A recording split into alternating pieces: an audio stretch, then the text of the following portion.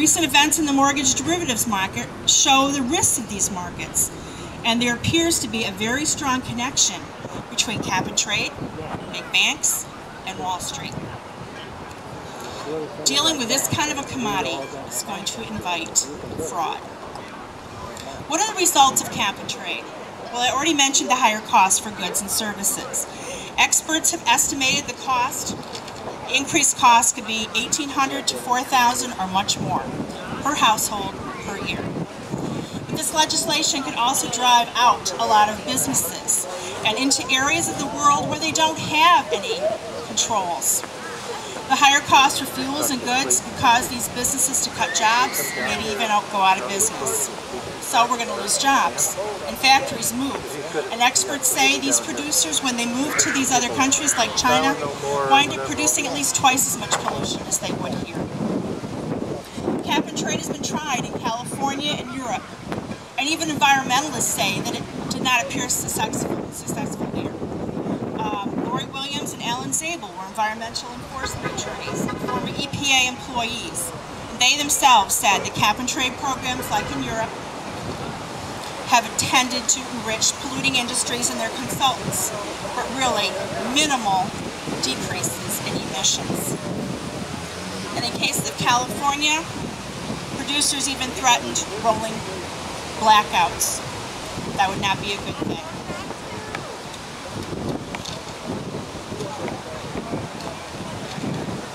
So cap and trade has produced really little besides just delay. A lot of the emphasis is also put on the implementation of something called a smart grid. While it is being touted as a way of pinpointing power outages, many experts warn us that it appears that it's really going to be another example of Big Brother watching over us. The smart grid appears would keep an eye on utility users and either turn off appliances and furnaces if it thinks it's using too much energy or using it at the wrong time, or penalize them with higher fees if they're using too much power at peak times, or both. Smart appliances would be connected to the smart grid, and non-smart appliances would have to be retrofitted, of course at a good cost. Thermostats could be turned down if the grid felt that they were set too high, or result in penalty fees. Experts tell us that the EPA will have great authority over our homes, even involved in the selling of our homes. It has been told to us that it appears that federal officials will have to inspect a home that an owner wants to sell and give it an energy conservation rating. If the house falls below the desired rating, the owner must, at his own expense, bring the house up to the federal inspector's specs in order to be able to sell it. There are also provisions in the bill concerning water conservation, including shower heads that shut off after 3 minutes. I tell it to my son. And use of energy-efficient light bulbs that contain poisonous mercury. I bet you didn't get told that. And there are a lot of other things in this bill that are just too numerous to mention that are going to affect our daily lives.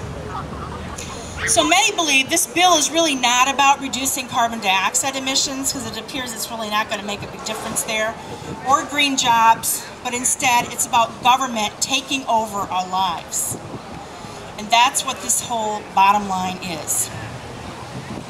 It's going to cost us unbelievable amounts of money, and it's going to control our every single bit of our lives. It's going to involve an income redistribution.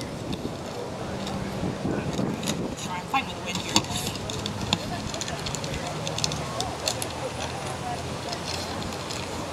Of the $650 billion or more that would be raised by auctioning off credits, the total value of allowances the government auction permits, and the cost would of course be passed on to energy consumers, would be at least $1.6 trillion for the period of time between 2012 to 2019. This would give the liberals over $1 trillion that they could spend on social problems, or as Obama says, to further compensate the public. To summarize this, companies are going to be forced to pass these extra costs onto their consumers or leave the country. They can still pollute, they're just going to pay money for it, and they're going to pass this on to their customers. The EPA is going to be controlling our everyday lives and everyday homes. This program appears has not worked well in California or Europe, and even a number of environmentalists are opposed to it, saying that it won't work. Even the editors of the Chicago Tribune, President Obama's own hometown newspaper, said he calls the bill too big and says the lawmakers are trying to rush it through too quickly. What could be the result? Loss of rights, loss of control of our own homes, loss of many jobs, loss of paycheck to pay much higher costs at a time when unemployment is already increasing to 10% or more and people are struggling. Who is it going to affect? Well, who isn't it going to affect? Businesses, farmers, families, homeowners, apartment dwellers, people who drive cars, people who eat food, people who like to be warm in the winter. No, it appears that it's not about cleaning up the environment, it's about putting more power in the hands of the federal government. Does that sound like a great idea to you? No! And you need to say no to cap and trade. How do you lost it? Lost the big power.